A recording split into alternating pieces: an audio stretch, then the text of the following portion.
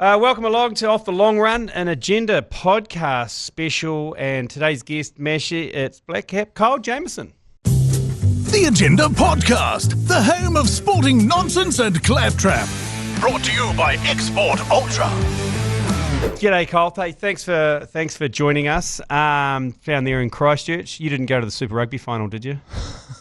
No, I consider it being the brave Chief supporter that I am in this part of the world. But I figured that an indoor establishment was sort of a slightly smarter option. Do the fellas hang out, Kyle, like cross code? Will you ever hang out with the union boys or anything like that, or is it not really something that you guys do too much of? I get a little bit of stuff like where I'm based in Christchurch is just down the road from Rugby Park, so I see a few of the Crusaders boys a little bit. Nice. But yeah, I think it just depends. Like the seasons tend to cross over a little bit, with Super Rugby starting so early, so you don't kind of get too much cross collaboration. But yeah, like it'd be good to do a little bit more together, I reckon. Speaking of crossing over, now the summer's schedule's just been released. And potentially the earliest games I've ever seen and played in New Zealand. We've got a pretty epic summer / spring coming up. We've got Aussie coming over, and then we've got England, then we've got West Indies, bit of a break, and then we have South Africa. Now the Aussie series is an interesting one. It's kicks off on the 1st of October. Have you ever played that early, like first class or anything? I mean, spring, summer feels generous. I feel like that's almost winter, right? Yeah, totally. With the way the season's going nowadays. I remember, not that I played in it, but it was 2022. I think they had the T20 Tri Series down here in Christchurch. Yes. And it was, I think, maybe like the first week of October, and the way I think Pakistan and Bangladesh landed, and we had snow that night. Yes. And that's so it's right. like, I know, I know we're up the country a little bit, but hopefully the weather holds, and we have some nice warm weather come that first week of October, or the 1st of October. We've always said here at the ACC, Cole, that it feels like a strategy by New Zealand cricket whenever we visit Sri Lanka or teams that require a little bit of, I don't know, humidity in the air. We like to think we can send them down to Dunedin and play a T20 down there or something. Do you guys feel that whenever you go down there? Do you ever get feedback from the other boys going like, what the hell are you doing to us, down here? I mean, it's a theory by the people in the offices, isn't it? It's not really by the ones on the ground having to play. Like it's equally as cold for us too. Like they sit there thinking it's a great idea, but it's still cold for us. You got to play the game, brother. Sorry, yeah. That's but that Dunedin one is a classic though, because I remember the West Indies were down there, and it's the first time I've seen Test cricket played with beanies. They were all on the slip fields with beanies on. Yeah. No, I can get pretty cold. To be fair, I reckon the West Indies boys are the ones that feel it the most. I reckon like they're just anything that sort of gets single digits, they're just not a bar of it. So, so look, but you've got a pretty exciting summer. Aussie's first up, and there's a bit of an anniversary there as well, because it's 20 years ago since that first T20 international was played at Eden Park. And everyone played in the beige, and Hamish Marshall teased his hair out, and everyone grew moustaches, and everyone, including the players, thought it was all a bit of a gimmick. And here we are, 20 years on, and T20, you have to say, has pretty much overtaken both other formats. Crazy, eh? Like, I don't think anyone would have foreseen where the game would be now, especially in T20 cricket. But I reckon there's a little bit of a model there, eh? Like, I reckon we can bring that back for that series, maybe just a bit of an anniversary, maybe even just for one game. Yes, well, this is the idea, Kyle. We've got for the Saturday, and we want to rename Bay Oval the Beige Oval. So for game 3, so you got a double header the Friday, Saturday night. For the Saturday night, let's just call it the Beige Oval, and we'll go for the Beige Day out. And I think everyone get the moustaches going. That was funny, that game, because even the Aussies didn't really take it seriously. I remember one of the bowlers, was it Michael Kasperwich? He did a Dennis Lilly impersonation. And he was appealing like Dennis Lilly, and it was all, and I think they did an underarm. That's right. It was all a bit of a joke. But you got the Aussies first up, just coming out for 3 T20s, and then straight away Baz brings his merry men out for some one days and some T20s. What's it like versing the Poms at the moment, Kyle? Is it as strange as it is watching the Poms play? As a Kiwi cricket fan, we always struggle at the moment, trying to figure out the dynamics between how we feel about them. Is it stranger versing them now that there's some New Zealand involvement in the squad over there? Yeah, I reckon it's weird. I reckon the most like weird part about it is like pre-game or at trainings and stuff where you just kind of see them swanning around in the opposition kit. I think Yeah. that's the weird part. I Oh, think like seeing for so much Southee of will us, be right? weird. Yeah.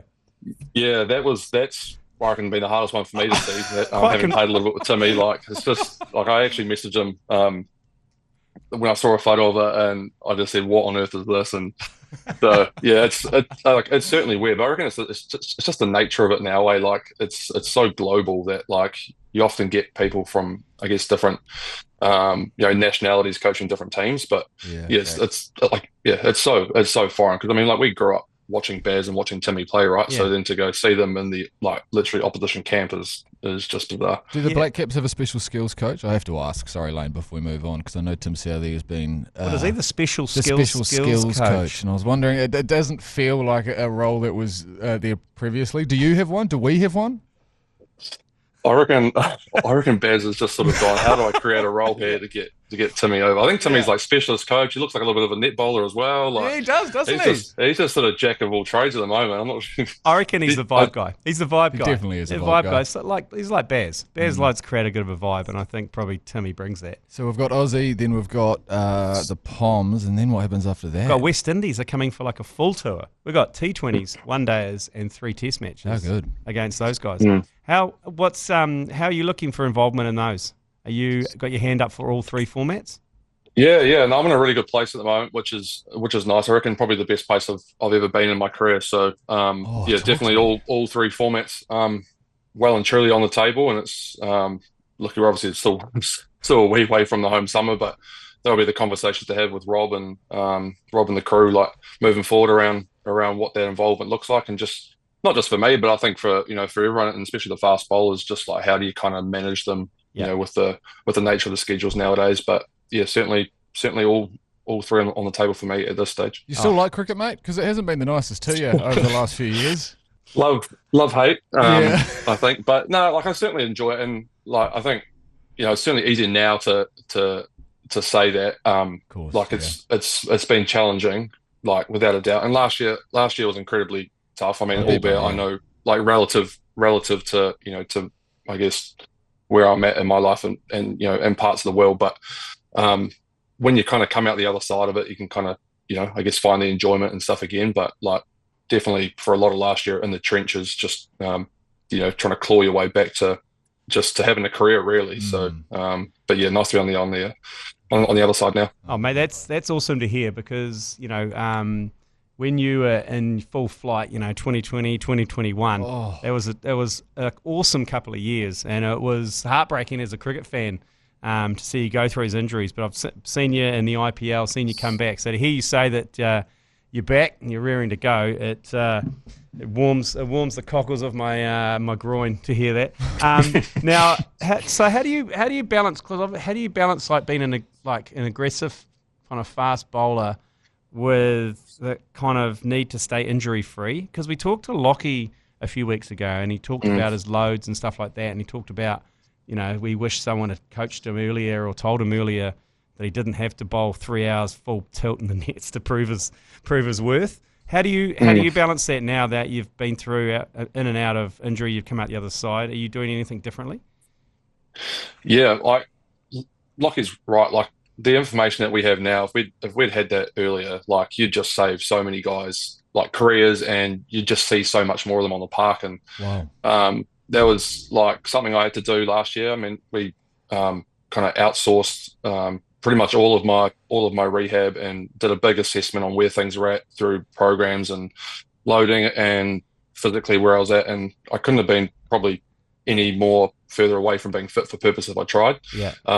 Which is a pretty alarming thing to hear. But at the same time, you go, well, if I've kind of played international cricket with this kind of setup and this foundation, then imagine what it could be like if you get it all right. So there's definitely a formula out there, and I think we're getting closer to finding that around how you kind of load guys and manage them, and what are the key parts of their body physically that they need to, I guess, maintain to allow them to stay as injury free as possible. It's just taken a while to sort of find that spot, and we're starting to sort of slowly get that now. But yeah, it's not easy because us fast bowlers, we just want to be let off and and go. So trying to pull yourself back at times is challenging. But that's kind of, I guess, what you have your trusted people around you to, so they can zoom out and put you back on that leash when they need to. Yeah, nice. And what do you think of the new crop? Because obviously you were in that transition period with Trenty, Tim, yourself, Wags, and now you're kind of crossing over. You're the kind of the elder statesman, whether you like it or not. And you've got the punishing, good-looking Willow Rourke, and you've got Ben Sears and the like. How do you think that relationship's going? I mean, how are those boys going? Because Willow Rourke has had a barnstorming start to his Test career, especially. But it changes quick. Like I was like the youngest for like a fair chunk of those first few years playing international cricket. Like you said, with Timmy and Trent, Wags, etc. And then you fast forward and then they come out and like, I'm one of the older ones. But man, those boys are going like they're flying. You see the way that Warder and Southee have taken to international cricket, and just the depth at the moment as well. Like we haven't got 3 or 4 guys. We've got like, you feel like you could probably roll 7 or 8 guys into the team and they'll be able to do a job. So it's seriously impressive. It's just like, how do you manage them all and make sure that some of that stuff we're talking about before around loading and management and all the physical stuff is like, let's actually get those guys firing for 10 years, not for a broken sort of 5 or 6. When you boys have got 7 or 8, like you're saying there, Kyle, looking to make the 11, is it what's the dynamic like there with the fellas? Obviously, you play a lot of cricket with them and your mates, but does it feel? Is there some kind of tangible feeling in the air when you know that you are trying to beat X, Y, Z to the starting 11? I reckon like everyone will be different about it and different, I guess, degrees of it. But like I reckon there is. I reckon we're all real competitive beings, right? Like you don't kind of get to that level without having that little bit of that little edge to you. So I reckon there is a little bit, but I think you kind of couple that with like the team stuff, and so like you have your own individual kind of things you want to achieve and stuff, but like you're trying to do that in service of the team. So that's where I reckon like the trainings and the series when guys are rested and stuff really become competitive, and it's and you can kind of fall back and like team's been picked. What does the team need from me and my role at this point in time? So it's healthy. I reckon it's just like a healthy balance between obviously individually what you want to achieve, and then the team stuff too. Can you talk to me about Willow Rourke, because he doesn't give much away at all. Like, is he like that off the field as he is on the field? Because he gets, I mean, you wear your heart on your sleeve. Like when love it, by the way. you go down the pitch and you'll have a word to a batsman. And I fucking love that shit, and we all do. But Willow Rourke, he gets a fifer, and it's real hard to get a smile out of him. Is that what he's like? Is he just like that? Is that kind of dude?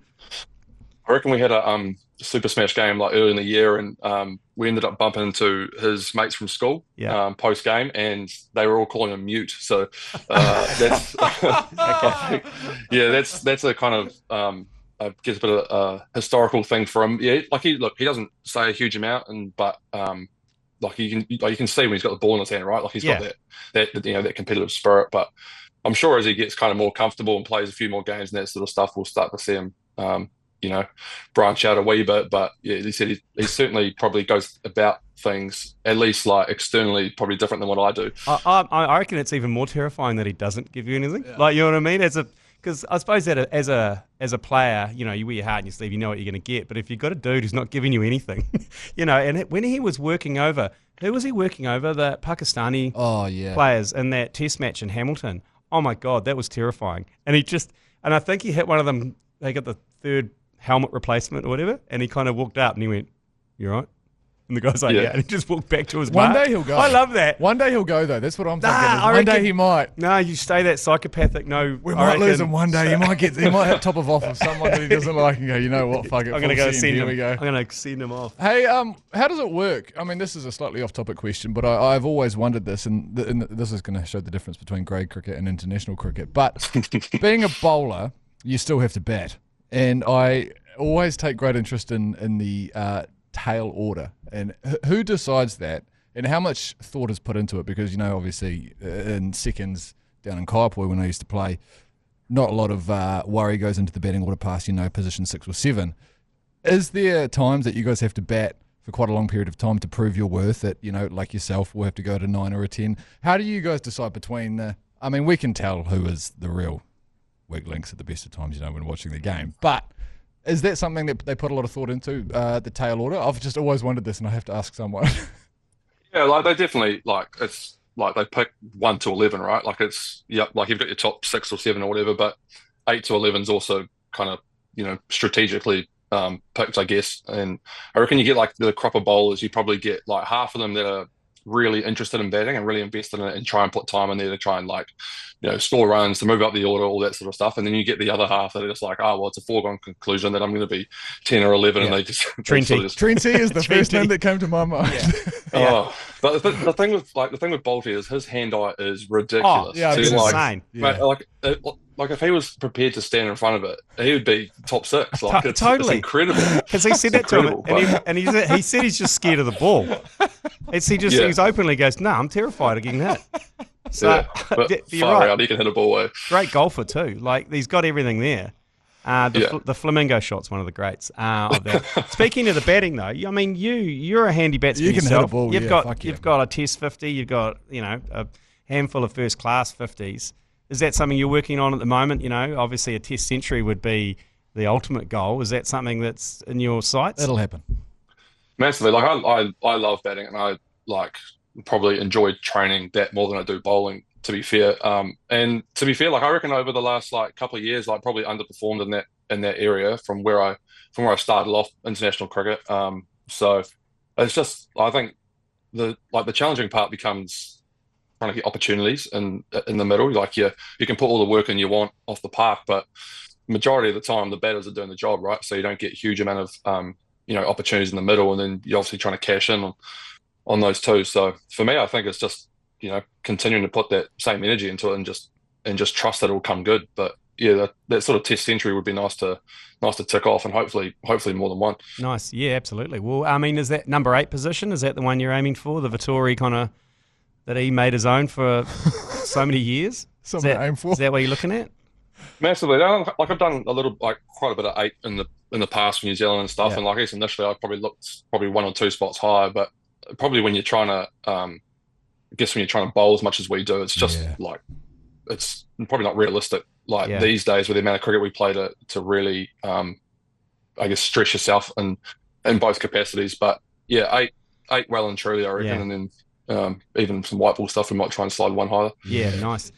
Is the white ball must be a bit more difficult though, because often you're in the situation where you have to walk out and you have to score runs immediately. But then in a Test match, obviously you can craft your way into an innings. But again, in a Test match, you're either in a scenario where we're 6 down for 150 and you've got to knuckle down and there's a bit more pressure, or we're 300 for 6. What's your preferred there in terms of your short form and your long form? You're right. They have different complexities. Probably an unpopular opinion among batters, but I reckon the lower order batting has more complexities to it than the top order. Like you kind of just know what you're doing in the top order, right? I love it. We often joke about it, like power play batting and white ball cricket. Like simple. You got 2 guys out, just go and hit it, and you're going to come in and with the lesser batting expertise, you can try and ice the game. So yeah, totally. It's different. I think I've red never ball really cricket, thought of it that way. Yeah, like the Test cricket, you're right. Like you get more of an opportunity just to bat, and I think that's where you see guys probably can show their skills a little bit more. Like white ball in itself at the back end of innings is just so hit and miss. Let alone when your batting skills are probably not quite as good as some of the top order. So different stuff, but you just get more time in red ball cricket for sure. Nice. Hey, we've got an anniversary to celebrate this week. Well, you do. We kind of do as fans. We're going to take a quick break. We all do. Yeah, we're going to take a quick break, and we'll be back with a bit of a trip down memory lane. Rightio. It was 4 years ago this week, Kyle, that one of the greatest 6 days of my life, and no doubt of yours as well, happened at Southampton World Test Championship, the first ever World Test Championship against India. They've just completed another one this week as well, South Africa, India. Did you watch that and reminisce at all and get some pangs of 4 years ago? Yeah, no, I certainly watched it. And probably more so the highlights of it the next morning with the time difference. But yeah, it was great to watch, and like it does sort of fuel the fire a little bit, like back to when we were, you said Southampton 4 years ago. So yeah, it was an incredible time for us as a team. Like it was so unique with COVID and everyone's like travel logistics getting there, and then like you said, the nature of 6 days, like just trying to stay mentally switched on for that like period of times, has its own challenges too. So it was a great time, and like some memories that we'll have as a team, we'll have forever, and just with some of New Zealand's greats in that squad too. What about? I mean, you got man of the match. You were probably a little bit too humble to go on about that, but you got 5 for 31 in the first innings. You got some crucial runs, 21 runs, crucial partnership with Tim in that first innings. Then a 2 for 30. What's your best memory of that game or those 6 days? What's the one thing that stands out and you go, fuck yeah? Great question. Like I reckon the first thing that comes to mind is Henry Nicholls' catch running backwards from gully or from point. I think it was Richard Punt. Yeah. I reckon the game was like in the balance there of like where is it going to go, and it was on edge, and there's obviously the time component to it as well. And like under those circumstances, that catch like incredible, and it just kind of turned the game on its head really, like, and and put us in a position where we could now take the final few wickets and then allow the boys at the bat to do their job. So just like incredible memories, and just the way the game sort of like seemed to like ebb and flow and stayed really even for the majority. It was never kind of clear cut at any point in time, really.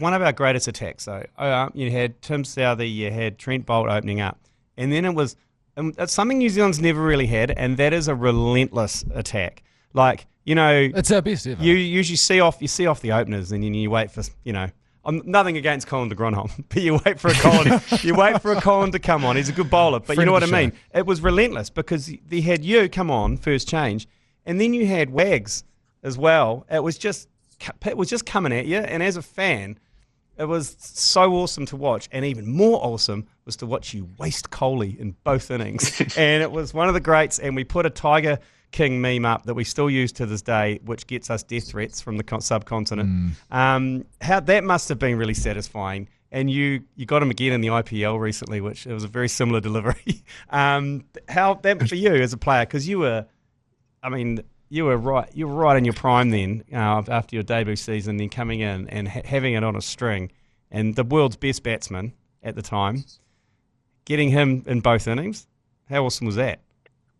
Actually, I had that Carol Baskin meme lined up if the IPL went the right way a couple of weeks ago, just to chuck in a bit of a catalogue of photos, but didn't quite eventuate. No, he got the last laugh, didn't he? Yeah, he did. But like you said, like that attack was like so cool to be a part of, and I reckon the best part of it is that like no one stood on each other's toes. Like we were all different in our own way. Like we knew that Tim and Trent are going to have the new ball, and they were going to move it different ways. So they had their set ends they were going to bowl from, and then what I tried to do was different from what Wags tried to do, and then for Colin as well. And it was just perfect. Like it just the way everyone was able to, I guess, like just that synergy. Was incredible to be a part of for that for that run, and just the. Like it's hard to put those games in the moments. Obviously, those wickets of Kohli are like a big moments and whatnot. But when you're staring down the barrel of the batting lineup they had, every wicket feels just about as equal, But it was just about being relentless, and we were able to do that just through the sheer like skill and quality of those guys you mentioned. Just such a great occasion. With Instagram views at front of mind as I ask this question, Colin Jamieson, when you were trying to get when you were going after Virat, was there a plan? And before you went to bowl to him, was there a couple of weaknesses that you identified? Because as a couple of numpties trying to commentate a game, getting Virat Kohli out seems impossible. So what was your plan heading into that spell? Yeah, it was some pretty like clear-cut stuff, and it's probably not too dissimilar to the plans we had when they were in New Zealand, probably a year or so before that. But you're just trying to be relentless on a certain area to him. Like you feel like your margin's so small that if you get too straight, he scores. If you get too full, he scores. He's good on the short ball. So you're kind of trying to hang around. Like it sounds really simple, but trying to hang around that kind of like fourth, fifth stump corridor, just trying to get those hands, and I think with the nature of conditions in that part of the world as well, like if you hang in long enough, something tends to happen. Like you get enough assistance from the wicket or from the ball in the air, so you basically just I'm just trying to hang in there as long as you can and just not give them anything, and hopefully eventually something will happen. So there's nothing too complex really, like, but I guess like the tough part is just trying to do it, for long periods. People always say the more he gets fired up, the better he plays as well. Did you find that to be the case? Is that true? I mean, other athletes go the other way, but the more he gets fired up, the better he plays, do you reckon? Massively. Yeah, like you're obviously trying to show a bit of presence yourself, but you're trying not to get too in his face. So I think that's the balance, is trying to we ended up going like the other way now when I play him. It's just like real friendly, have a yarn, just like ask him about his family, like just try. Hopefully you can snick him out in the meantime. Just try and regulate him a little bit. So because you just see like if he's up, he's on, and he's done it for like however many years, right? Like it's proven that it works for him. So it's a sort of bit of a balance between not backing down to him, but then also not giving him too much ammo either. Because I did notice that it was a very similar dismissal, that one in the, I think, was it the semi-final of IPL or one of the quarterfinals where you got him, and it was that forced stump. He goes hard at the ball, he throws his hands quite hard at it, and obviously he snicked it in behind. We were celebrating in the office, and once again our social media manager immediately put Carol Baskin straight back up again. And I think anyone in New Zealand, I think Joe Jury, who does our social media, gets the most death threats. Because as soon as he puts that up, the subcontinent come after him hard and threaten him. But we found out later on that it's mainly kids doing it. The subcontinent obviously didn't hold anything against you though, Cole. They still love you over there. They look after you whenever you go over there and play in the IPL and stuff like that. They're happy days. Yeah, no, it's all good. You get really well looked after, but it's certainly like your social media blows up if you get Virat or you get Rohit Sharma's the other one. I got that Champions Trophy. Champions Trophy came off, and I was like, "What's going on here?" I just realised, I realised what's unfolded. But they're passionate. But when you've got 1.5 billion people, like you can understand that some of them are going to be a bit more that way inclined. So no, you get looked after so well over there. Like cricket's just like, it's just a different world over there. Like I wish that everyone that loved cricket could experience the IPL or experience cricket in India at some stage, because it's just incredible. Like just how they look after you, how the games, the fans, like it's just something else. Yeah, excellent. Is there any other? I mean, you're obviously playing the IPL. At the moment, the Major League cricket is going on over in the States. A heap of Kiwis over there playing that one. What's your plans over the next 6 months or so? Are you resting up for the summer, or? Yeah, I'm just pretty much at home now. We've got a impending arrival in sort of 3 or 4 weeks' time. So, nice. Congrats, mate. Locking in for that. Sort of get back in the trenches, as I'm sure most parents would understand. So just basically that, and just kind of using it as a really good opportunity. I guess off the back of the last couple of years that I've had to have a good S&C block and just sort of take care of my body and make sure we, I guess, consolidate, where I'm at this point in time, and not sort of get too carried away by just chasing endless cricket. So, pretty cruisy over the next sort of few months. Oh, that's good. That's good. And you're signed up again for the IPL next year? How many years are you on, or do you go back into the auction?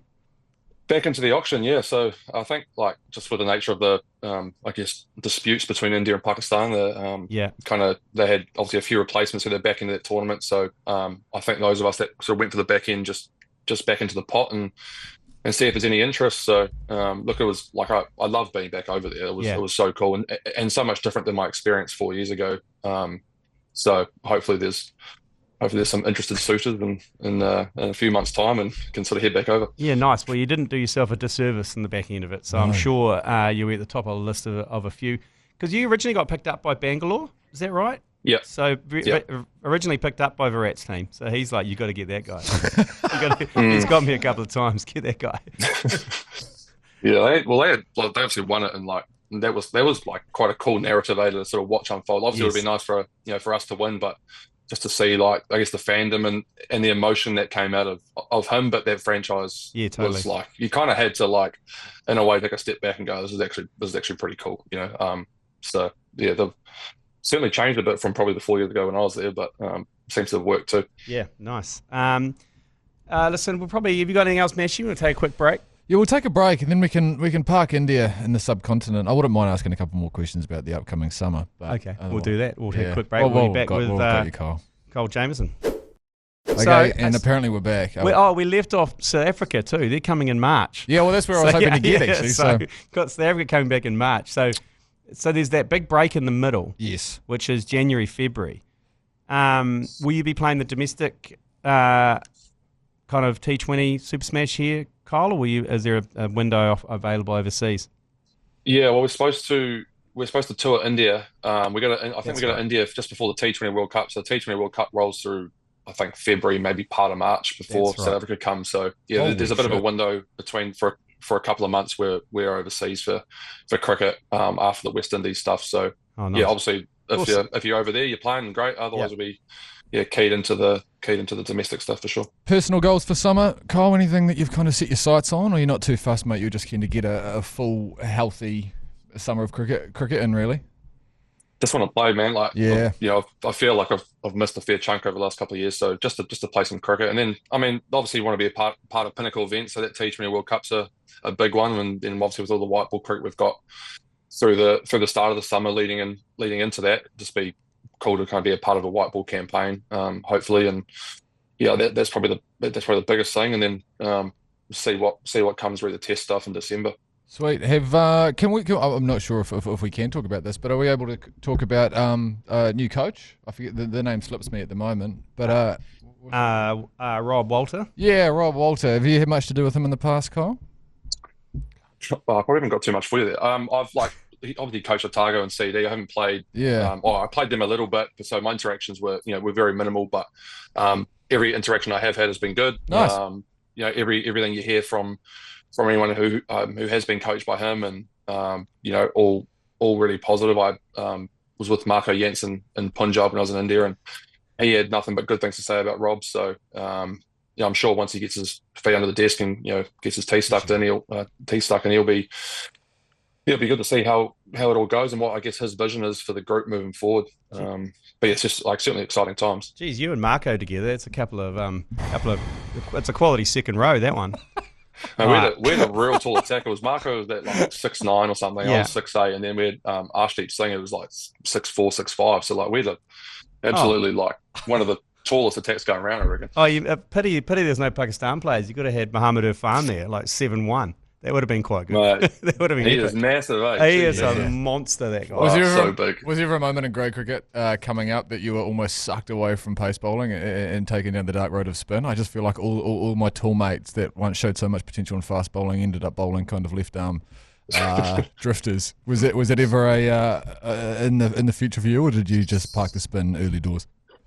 Might have been a little bit healthier for my back if I'd gone down that path. Would have been. Come to think of it, but no, my batting was my focus mostly when I was growing up. So I didn't really get sort of pulled into bowling until really I did a bit of it, but not until I was probably really sort of 17, 18 when someone said, no, actually start running and let's give this a go. That I was the switch kind of flicked for me. So I think that probably saved me going on that spin path, I reckon. Yeah, sweet. Right, that's enough of the back questions, I think, from me. I do have 22 questions for you in 2 minutes. Apologies Kyle. in advance, Kyle.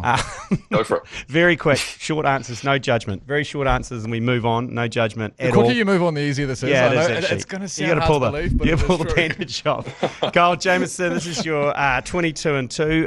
Coffee or tea? Coffee. Sex or drugs? Sex. Hard or fast? Hard. Would you rather wake up nude next to Tim Southee or Neil Wagner? Tim Southee.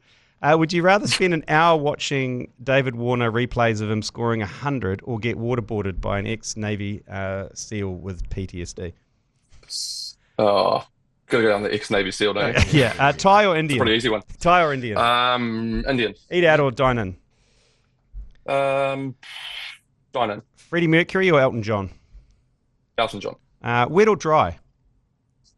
Wet. Cats or dogs? Dogs. Travis Kelce or Taylor Swift? Travis Kelce. Sir Richard Hadley, Sir Viv Richards and Sir Ian Botham. Who's got the biggest downstairs?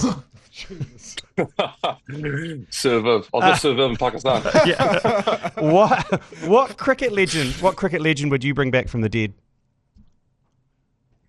Shane Warne. Oh, nice. Everyone picks Warnie. Everyone picks Warnie. I won't blame them. So. I don't blame them. If the ceremony to bring back Warnie resulted in you talking like Kevin Peterson for the rest of your life, would you still do it? Oh, it's tough to sort of take a life a second time, but yeah, that is tough. We have to. Have you ever fired a gun? Yes. Ever killed anything bigger than an insect? Yes. Who's the most famous person that you've ever bumped into, do you think, globally? It'll probably be Virat Kohli. Yeah, probably is Kohli. Yeah, probably cricket. Yeah. Well, it sounds pretty boring, but he's pretty famous. Yeah. If you had a reoccurring dream that a snowman killed himself with a hairdryer, would you be concerned? Yeah. Yeah, okay. If you got offered a knighthood, would you accept it? Oh, no, I'm a long way from it. I don't think so. At what age? Okay, at what age do people say they've had a fall instead of just falling over? Oh, I've had a fall. 72. Nice. Nice. Who was it? Did Lockie say 40? And I nearly punched him. Yeah, no, as he said that as well. Have you ever screamed at anyone, Cole Jamieson, Google me, motherfucker? That's my favourite question, this one. No. Okay, last one. Yeah, last one. If you're going to get a statue made of yourself, what pose would you be in? And where would you put that statue? And an example of this is Tim Southee. I always use it. He said he would be naked, bareback on a horse with it rearing up, and he'd put it on the front lawn of Daniel Vittori's house. Far out. That's a far better answer than It's a lot to unpack, that one. Some sort of like wicket celebration, maybe in It's that one Virat there. Kohli's backyard. Yeah, nice. I was thinking maybe you as Carol Baskin, and Virat moulded into wearing a little leopard's thing on his back. Let's go with that. Yeah, straight in his garden. Awesome. Hey, Cole, thanks very much for joining us. We can't wait to commentate this summer of cricket live on iHeartRadio. It's going to be an absolute cracker, and actually we're looking forward more to commentating you back in action. It's been great to watch you over the last 4 years. Great to hear that you're back fighting fit. It's awesome to see. You're a great New Zealander, and thanks very much for joining us. No, thanks for having me, boys. Looking forward to the summer. The Agenda Podcast, the home of sporting nonsense and claptrap. Brought to you by Export Ultra.